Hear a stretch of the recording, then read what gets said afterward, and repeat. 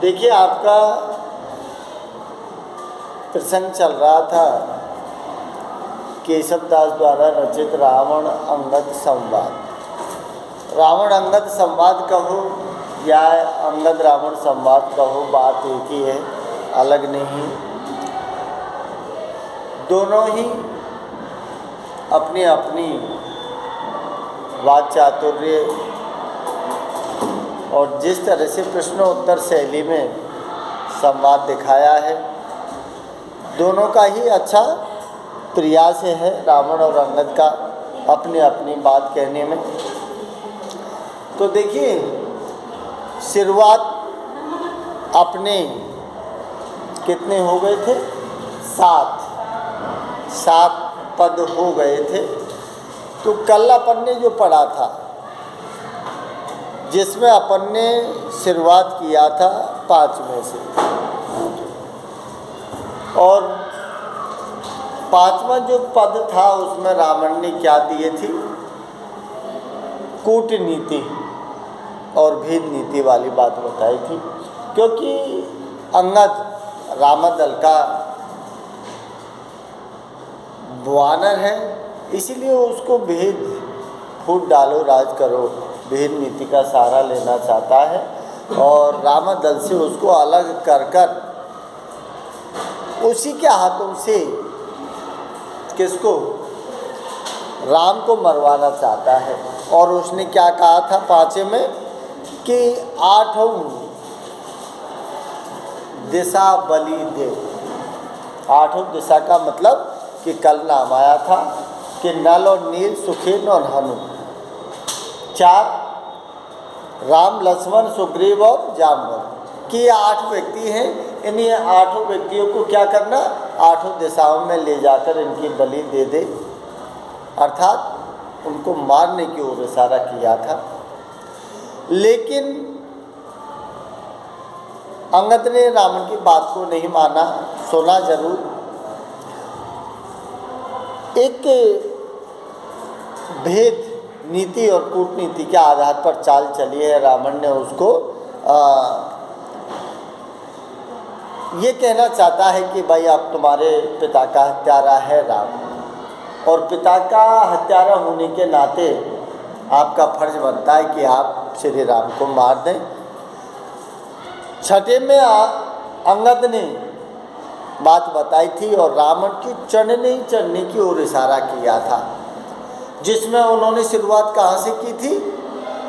माँ के पेट से।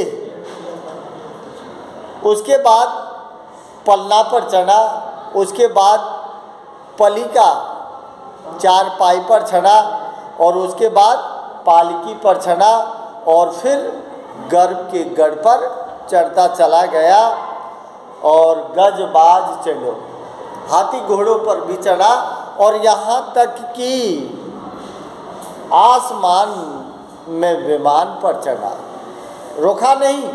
इसीलिए अंगद ने क्या कहा था? लेकिन अंत में दिया था चेतावनी देते हुए कहा था कि अंत में अब तू किस पर चढ़ेगा?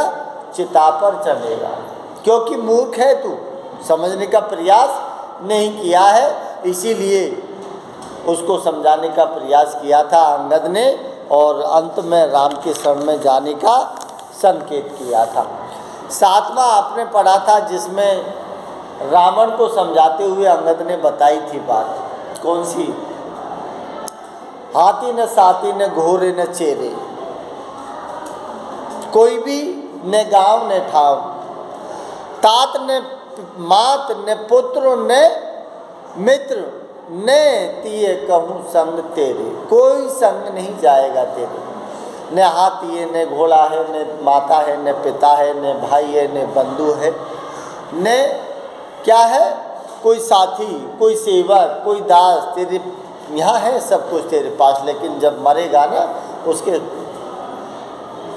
जब तेरे साथ कोई नहीं जाएगा। दुनिया जाएगी जलाने, बस वो भी शमशान घाट तक जाती है, और उसके बाद में लौटकर घर आ जाती है, वहीं पड़ा छोड़ देती है। इसीलिए क्या दिया था कि लास्ट में केशव दास ने कहा था कि अंगद कहता है कि चेत्र चेत अंजो चित अंतर। चेत्र चेत इसका मतलब कि तेरे अंदर का हृदय है ना, उसमें जो मन है उसको जगा और जगा कर प्रभु श्री राम के शरण में चला जा, तो तेरा अंत लोक ही अकेला, कि अंत में तू अकेला ही जाएगा, कोई भी तेरे साथ नहीं जाएगा। ये 3 पद हुए थे जिनमें अपनी वार्तालाप हुई थी। तो देखिए अब 8वां जो पद दिया है, तो 8वां पद में शुरुआत की थी अपन ने, लेकिन समय हो गया, क्लास ऑफ हो गई, तो मैं थोड़ा सा 2 पंक्ति हैं ऊपर की, दोबारा उनको दोहरा देता हूँ। क्या लिखा था कि जैसे, क्योंकि भाई रावण 10 कंदर है, 10 कंदर, 10 कंदर का मतलब 10 शीश हैं रावण के, तो घमंड भी है रावण को। और रावण ने जो साधना की थी, क्योंकि वैसे रावण बहुत बड़ा राजा और एक ब्राह्मण जिसे कहते हैं, बहुत बड़ा पंडित था रावण। किसका था रावण? इनके पिता का नाम क्या था? रावण के पिता का नाम, रावण के पिता का नाम दिया है विसर्वा। विसर्वा कौन थे ये? विसर्वा ऋषि कौन थे? ऋषि थे ये विसर्वा। विसर्वा ऋषि के पुत्र हैं ये। और विसर्वा किसका था?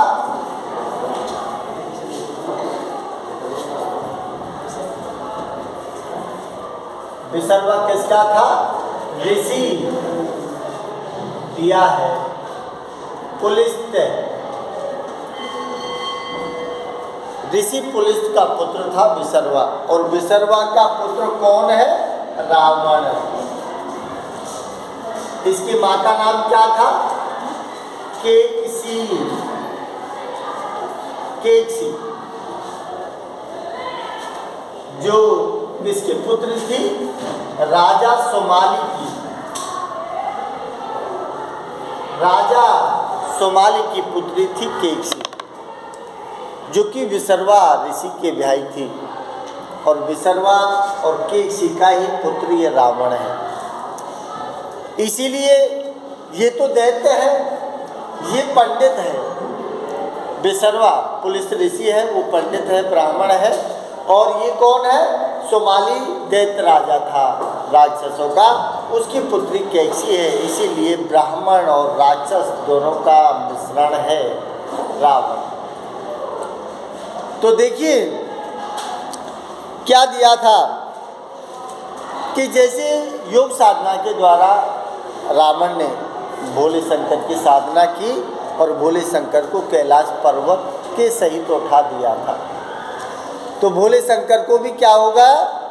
मजबूरी, क्योंकि भोला शंकर जो है वो तो भोला है, इसलिए वो बड़ी जल्दी प्रसन्न हो जाता है अपने भक्त के ऊपर। और उसने कहा कि मांग क्या मांगना चाहता है? तो उसने क्या कहा था? अमर त्वका वरदान, अमर त्वका वरदान। तो अमर भोले शंकर ने कहा था कि भाई अमर क्यों होना चाहता है? क्योंकि अमर तो आज तक कोई हुआ ही नहीं, कि जो जन्म हुआ है उसको मरण जरूर हुआ है, तो अमरता का वरदान तो मैं नहीं दे सकता, लेकिन अमरत्व अमृत जो है वो जरूर तुझे दे सकता हूँ। इसीलिए भोले शंकर ने उसकी नाभि में अमृत प्रदान किया था। क्यों? उसी अमृत के कारण जितने भी सिर करते थे रावण के, उतने ही सिर दूसरा तैयार हो जाता था। इसीलिए वो हारता नहीं था, क्योंकि अमृत था अंदर, उससे उसको सजीवन मिलती थी, तो तुरंत सिर कटने के बाद दूसरा तैयार हो जाता था। तो ये अमृत का वरदान भोले शंकर ने दिया था इसको। और 10 कंदर इसको कहा जाता है। तो 10 कंदर का वरदान किसने दिया था? ब्रह्मा जी ने दिया था। 10 कंदर का वरदान किसने दिया है? ब्रह्मा जी ने। क्योंकि ब्रह्मा को योग साधना के द्वारा खुश किया रावण ने और अपने सिर को काट कर 10 बार छड़ा दिया, ब्रह्मा के समर्पित कर दिया 10 बार। तो 10 बार समर्पित करने के कारण ब्रह्मा ने इसको कहा कि मैं खुश हुआ आपकी भक्ति से, इसलिए 10 बार सिर छड़ाया तो 10 सिरों को वापस लगा दिया, इसलिए ये क्या बन गया?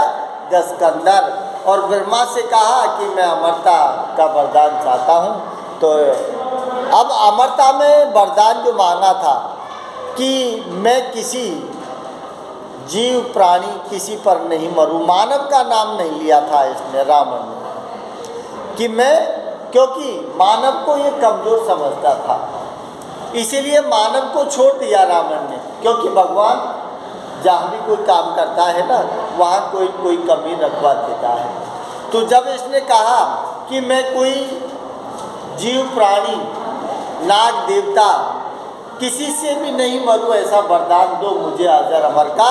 इसीलिए उन्होंने कहा, ब्रह्मा ने तथास्तु। अब उसमें इसने क्या छोड़ दिया? मानव छोड़ दिया। इसीलिए रावण को मारने के लिए विष्णु का अवतार राम का मानव रूप धारण करना पड़ा था। यही कारण था भगवान का अवतार लेने का, क्योंकि मानव का वरदान मांगा था रावण ने, तो मानव को छोड़ दिया था। क्योंकि मानव तो मेरे से कमज़ोर है, तो मानव को तो मैं वैसे भी नहीं जीतने दूंगा, मेरे सामने औकात नहीं है मानव की लड़ने की। इसीलिए मानव को कमज़ोर समझा और मानव का इसने उस वरदान में छोड़ दिया। इसीलिए भगवान मानव का रूप धारण करके अवतार लिया, इसीलिए रावण राम के हाथों मारा गया। तो देखिए क्या दिया है कि जैसे क्या कहा था कि जैसा तुम कहे तो उठाओ एक गिरवर। रावण और अंगद के बीच संवाद चल रहा है, जिसमें अंगद ने कहा, रावण कहता है कि मैंने कैलाश पर्वत को उठा दिया। तो अंगद कहता है कि बहुत अच्छी बात है कि आपने कैलाश पर्वत को उठा दिया, लेकिन क्या कहता है अंगद? अंगद को गुस्सा आई और अंगद ने क्या कहा? ऐसे कोट कपिन के बालक उठा बहु, ऐसे कोट कपिन के बालक, कि जो तूने पर्वत उठाया है ना, कैलाश पर्वत, ऐसे कैलाश पर्वत जैसे पर्वत तो हमारे कौन उठा देते हैं? कपिन के बालक। कि हमारी सेना में जो बंदर हैं, बंदरों के छोटे छोटे बच्चे हैं ना, वो तेरे जैसे करोड़ों पहाड़ों को उठा चुके हैं, और तू ये कहता है कि मैंने कैलाश पर्वत उठा दिया, तो ये कोई बहादुरी की बात नहीं है। रावण को ललकारता है अंगद, और क्या कहता है? फिर रावण ने कहा, पहले उसने कहा कि मैंने कैलाश पर्वत को उठा दिया, तो फिर अंगद ने बात को काट दिया और अपने छोटे बालकों को करोड़ों पर्वतों को उठाते हुए दिखा दिया। और यहाँ क्या कहता है? अब रावण क्या कहता है आगे कि काटे जो कहत शीश, काटे जो कहत शीश। रावण ने कहा कि मैंने मेरे 10 शीशों को काट दिया। रावण ने कहा, प्रभावित करना चाहता है अंगद को अपनी बात से, कि काटे जो कहत शीश। रावण कहता है कि मैंने मेरे सिर को क्या दिया है? काटे जो कहत शीश, काटत घने रे घाट। कि तू कहता है कि मैंने मेरे सिर को शिव शंकर पर 10 बार काट काट के चढ़ा दिया, तो मैं कहता हूँ कि ये कोई बहादुरी की बात नहीं है। क्यों? क्या दिया है आगे? काटत घने रे घाट। घने रे घाट, घने रे का मतलब है बहुत, और घाट का मतलब है जादूगर। कि ऐसे तो बहुत सारे जादूगर होते हैं जो अपने सिर को काट देते हैं, गायब कर देते हैं और फिर उनका सिर आ जाता है। क्या दिया है? काटत घनेरे घाघ, कि जैसा तू काम करता है कि सिरों को काटता है और फिर सिर आ जाता है, तो मैं तो क्या कहता हूँ, काटत घनेरे घाघ, कि तेरे जैसे सिर काटने वाले तो जादूगर होते हैं और ऐसे तू जैसे काम करता है ना, वो तो बहुत सारे जादूगर कर देते हैं, तेने कौन सा नवादा काम कर दिया। रावण से कहा उसने।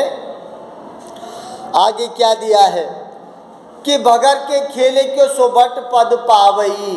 भगर के खेले, भगर, भगर मीन्स क्या होती है? भगर मीन्स होती है कबड्डी।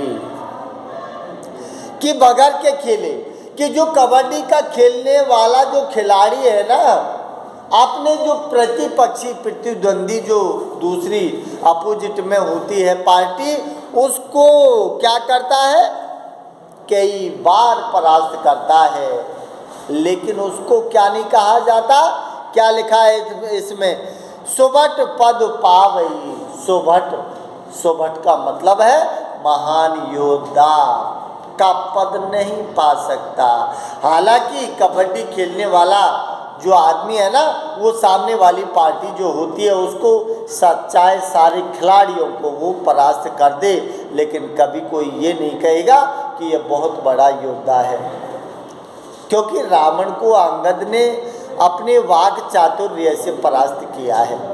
रावण कहता है अपनी बड़ाई करने का प्रयास करता है, लेकिन अंगद उसको वहाँ के वहीं दबा देता है, बात को काट देता है। और क्या दिया है? फिर रावण ने क्या बात कही? फिर रावण ने कही कि जीतो जो सुरेशन हो। रावण ने कहा कि मैंने इंद्र को भी जीत लिया। सुरेशन, सुरेशन का मतलब इंद्र। कि जीतो जो सुरेशन, कि तू कहता है कि मैंने इंद्र को जीत लिया, तो अंगद कहता है कि मैं इस बात को नहीं मानता कि अंगद को जीत लिया। मैं नहीं मानता इस बात को। क्यों नहीं मानता? क्या दिया है आगे? साप ऋषि नारई के। अरे उस इंद्र को तो श्राप लगा हुआ था। किसका? साप ऋषि नारई के, कि जो अहिल्या थी ना, उस अहिल्या का श्राप लगा हुआ था, इसलिए इंद्र को तूने जीत लिया, अन्यथा तू इंद्र को नहीं जीत पाता। इस तरह से इस बात को भी काट दिया। क्या दिया है? अब देखिए, पहले उसने पर्वत की बात बताई, उसको काट दिया, और दूसरी उसने क्या बात बताई थी कि मैंने सिरों को काट दिया, उस बात को भी उसने जादूगर का उदाहरण देकर काट दिया। और तीसरी बात क्या बताई थी कि कबड्डी के खिलाड़ी कभी योद्धा नहीं हो सकते, उसको भी उसने दृष्टांत उदाहरण देकर समझा दिया। और दिया है कि सुरेशन, इंद्र का उसने बात बताई, तो उसको अहिल्या का श्राप बताकर रावण की बात को अंगद ने काट दिया, अर्थात अपनी वाक चातुर्य से रावण को परास्त कर दिया। रावण निरुत्तर हो गया। और आगे क्या दिया है? क्या कहता है अंगद? समझऊ हम द्विज नाते समझावई।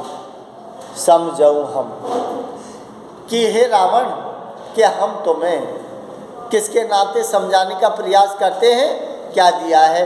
हम द्विज नाते। द्विज, द्विज का मतलब ब्राह्मण होता है द्विज। कि समझावई, हम द्विज नाते समझावई, कि हम तो तुम्हें क्या करते हैं कि ये कि तुम पंडित हो, बड़े राजा हो लंका के, वैसे तुम पंडित हो, पंडित के नाते हम तुम्हें समझाने का प्रयास कर रहे हैं कि भाई समझ जाओ और सीता माता को, राम को लौटा दो, तो तुम्हारा कल्याण हो जाएगा, इसलिए हम तुम्हें समझाने का प्रयास कर रहे हैं। क्या दिया है? अब लास्ट की दो पंक्तियों में अंगद क्या कहता है रावण से? रावण से कहता है, गयो राम पाए सुख पाव करे तपी तप। कि हे रावण, कि एक ब्राह्मण होने के नाते मैं आपको समझा रहा हूँ कि गयो गहो राम पाए, कि राम की शरण में चले जाओ और गहो राम पाए। गहु का मतलब होता है पकड़ना। गहु का मतलब क्या है? पकड़ना। कि गहो राम पाए, कि राम की शरण में चले जाओ और राम के पैरों को पकड़ लो तो तेरा कल्याण हो जाएगा। आगे क्या दिया है? सुख पाए करे तपी तप, और उसकी शरण में जाके तू सुख पा जाएगा। और उसके बाद में तू क्या करना? तपी तप, अर्थात साधना तपस्या करना राम के शरण में जाके, तो फिर तुझे कहीं कोई दुख नहीं मिलेगा, तेरा उद्धार हो जाएगा। और सीताजू को देहू, और उसके बाद में तू क्या कर? जो सीता माता है ना, जो तूने लंका में कैद कर रखी है, उस सीता माता को देहूँ, कि सीता माता है ना, उसको प्रभु श्री राम को लौटा दे। तो देव धुन भी बजावई, देव, देव का मतलब है देवता लोग, देव लोग क्या करेगा? तेरा सम्मान करेगा। जितने भी देवता हैं वो सारे के सारे देव लोग के देवता है ना, वो धुंध भी बजा कर क्या करेंगे?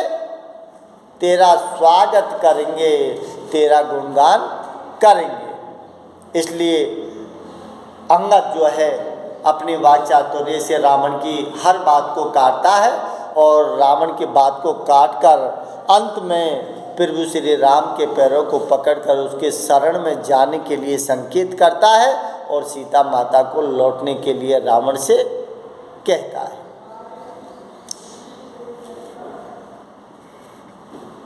अब देखिए क्या दिया है। जब इतनी बात सुनता है रावण, तो रावण तो अहंकारी जीव है, इसलिए सारी अच्छी बातें जो होती है ना, वो अहंकार पुरुष जो होता है उसके दिमाग में ये सारी बातें नहीं बैठती है। इसलिए क्या दिया है कि तपी जपी विप्रन क्षिप्रई हरो। रावण को गुस्सा आ जाता है, और अंगद जैसे कहता है तो रावण को गुस्सा आता है, और रावण क्या कहता है कि तपी जपी, तपी का मतलब है तपस्या करने वाले, और जपी का मतलब है साधना करने वाले। जप तप दोनों शब्द जुड़े हुए हैं, जप और तप। अब जप का मतलब है जपना, प्रभु का स्मरण भजन कीर्तन करना।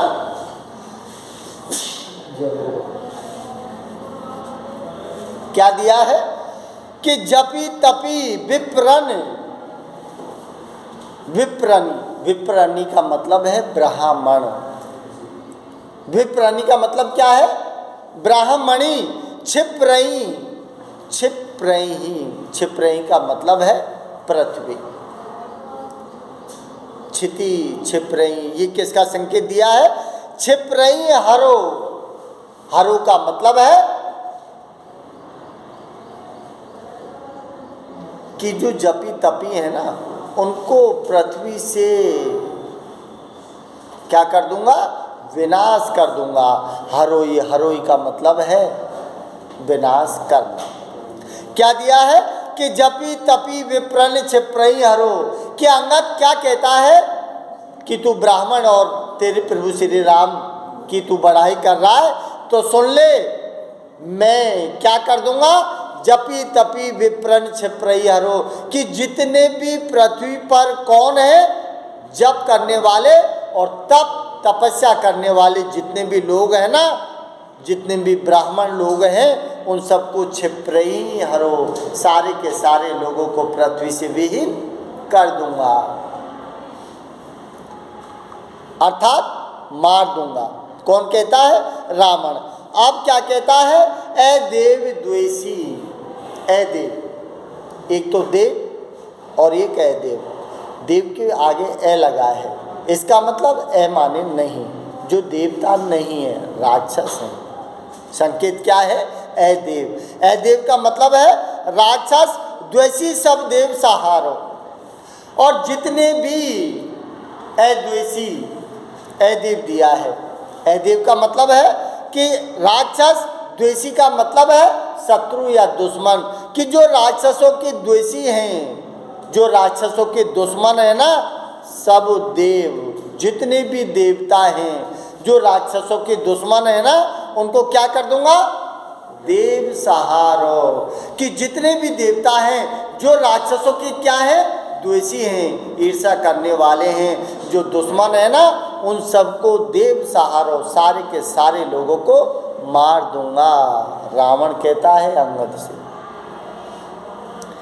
क्या दिया है, और अंत में जैसे ऊपर के पद में दिया था, किसने, अंगद ने बात बताई थी, भाई सीता जी को दे, अर्थात सीता को देने का संकेत किया था रावण ने, लेकिन उसने नहीं माना, और अब फिर उसने, रावण ने क्या दिया है, इस पर संकेत कर दिया है कि मैं सीता को नहीं दूंगा।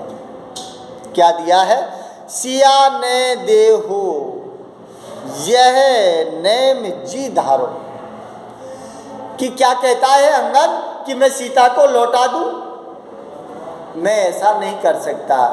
क्यों, क्योंकि जो राम है, राम के छोटे भाई लक्ष्मण है ना, उन्होंने तो मेरे खानदान की क्या कर दी, नाक काट दी। नाक काटने का मतलब सूर्पणखा, क्योंकि उसकी बहन थी रावण की, और बहन की नाक काट दे तो वह की पत्नी है, क्या वैसी छोड़ देंगे हम, हमारी भी तो कोई इज्जत थी, तो हमारी इज्जत अगर उन्होंने नाक काट दी हमारी बहन की, तो हमारी तो इज्जत मिट्टी में मिल गई, और तू कहता है कि मैं सीता को छोड़ दूं, उनकी धर्मपत्नी को नहीं। क्या दिया है, सी